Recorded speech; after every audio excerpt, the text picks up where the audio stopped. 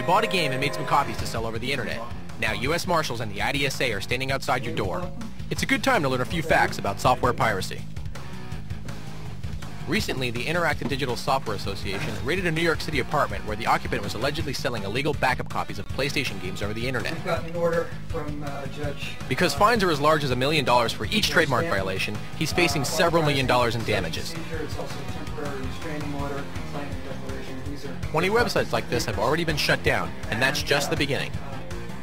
An official of the Interactive Digital Software Association, who wanted to remain anonymous because of her anti-piracy work, explained, "The problem of piracy is growing exponentially every day. Technology is making it easier, but just because it's easier doesn't mean it's any more legal. Making a copy of a PlayStation game without permission is absolutely illegal." I was using these as backups for people who own original copies. I mean, I had no aware that, because I read, I had a disclaimer and everything.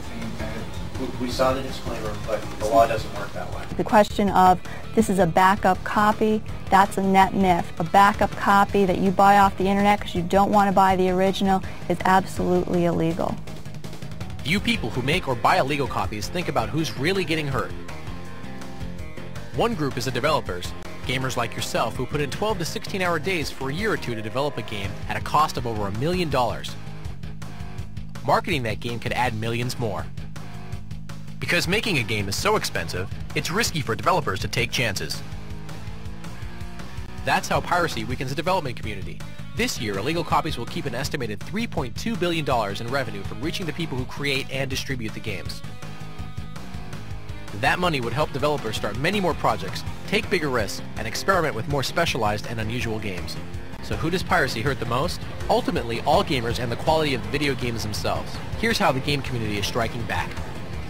The FBI has started to take some very serious actions against pirates online, not just for copyright and trademark infringements, but other things like consumer fraud. U.S. Customs officials have begun to do seizures of products of entertainment software coming into the United States. The largest such raid that we have experienced in the last few months occurred in Miami, where they seized 54,000 illegal PlayStation discs. The seizure in Miami is just a tip of the iceberg. Game developers would like your help in keeping the quality of future games high. They point out that many people who don't feel bad about making and using illegal copies would feel terrible if they had to steal a game from a store. Ironically, it's the same thing. For a detailed look at how piracy hurts video games and what you can do to help stop it, visit www.idsa.com.